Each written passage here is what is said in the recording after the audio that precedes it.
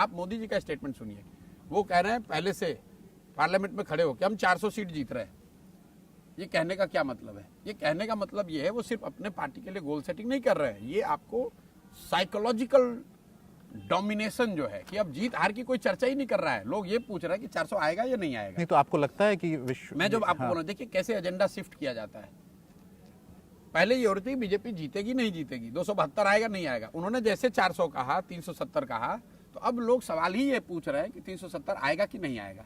हार जीत की बात ही खत्म हो गई। आप क्या सोच रहे हैं 400 नंबर मैजिक फिगर नहीं आ सकता है, ये तो मैंने पहले भी कहा है, बीजेपी के अपनी 400 सीट कभी नहीं आ सकता। ये तो कार्यकर्ताओं को दिया जाने वाला एक नारा है और एक तरह से साइकोलॉजिकल एक गेम है भाजपा का, मोदी जी का।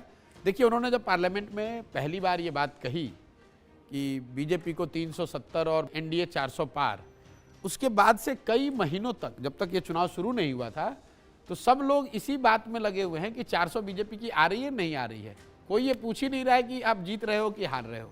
एक तरीके से मोदी जी ने 2 महीने तक पूरा नैरेटिव ऐसा बना दिया कि चुनाव मतलब कोई इसमें चुनौती है ही नहीं, सिर्फ इतना तय होना है कि बीजेपी को 400 आ रहा है कि What do you think? Will Mr. Modi be the Prime Minister again? उसमें मुझे कोई डाउट दिखता नहीं है। आप जो सबसे कंजर्वेटिव एस्टिमेट्स आ रहे हैं आप उनको सुन लीजिए। योगेंद्र भाई ने एक वीडियो डाला कुछ दिन पहले, मेरे मित्र हैं, और उनके एस्टिमेट को ही मान लीजिए कि योगेंद्र भाई जो कह रहे हैं भैया वही सही है, 80 सीट डाउन, तो भी वो बता रहे हैं कि एनडीए को 268 सीट आएगा, 268। इतना प्रिसाइज तो कोई एस्टिमेट कर नहीं सकता है, लेकिन एक अनुमान उन्होंने बताया कि एनडीए को 268 सीट आ रहा है। तो भाई देश में संवैधानिक प्रोविजन जो है उसमें सरकार बनाने के लिए तो 272 ही चाहिए। अब देखिए ये माइंडसेट का, बेसलाइन का कितना असर होता है। अगर मोदी जी को 268 2014 में आता तो लोगों ने कहा भाई देश में मोदी की आंधी है। आज अगर 268 योगेंद्र यादव जी बता रहे हैं तो वो कह रहे हैं भाई मोदी बिल्कुल खत्म हो गया। ये तो आपने बेसलाइन एडजस्ट कर दिया ना, और ये बेसलाइन आपने नहीं एडजस्ट किया, ये मोदी जी ने चालाकी से आपको एडजस्ट करा दिया। पार्लियामेंट में खड़े होकर ये कह दिया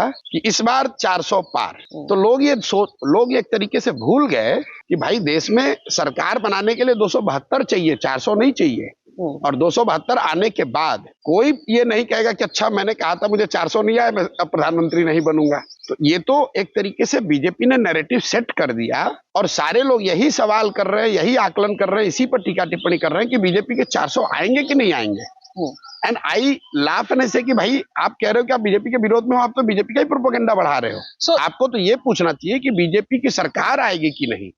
लेकिन आप पूछ रहे हो अच्छा प्रशांत जी बीजेपी को 370 आ सकता है क्या? भाई सरकार बनाने के लिए 272 सीट चाहिए, और अगर आप मोस्ट कंजर्वेटिव एस्टिमेट के हिसाब से भी एनडीए को, भाजपा को 250-60 भी अगर आ रहा है, एक बार को मान लो, तो भी सरकार तो उन्हीं की बन रही है। और मेरे कोई सीक्रेट कुछ नहीं है, ओपन है जी। कोई ढंग से बराबर स्टडी करे, मीडिया के लोग भी नहीं करते जी, माफ करना। ढंग से स्टडी करे तो वो कह सकता है ये हुआ है ना, देखिए 3 दिन के बाद मोदी ये कदम उठाएगा, 5 दिन के बाद ये उठाएगा, 7 आप तय कर सकते हैं। लेकिन आपको तैयारी नहीं, क्योंकि आपने एक बनी बनाई परसेप्शन में जीना चाहते हो, उसी को फैलाओ और उसके अनुकूल कुछ एनेक्डोट मिल जाए तो ढूंढते रहते हो। इसके कारण सारे के सारे लोग फेल हो जाते हैं।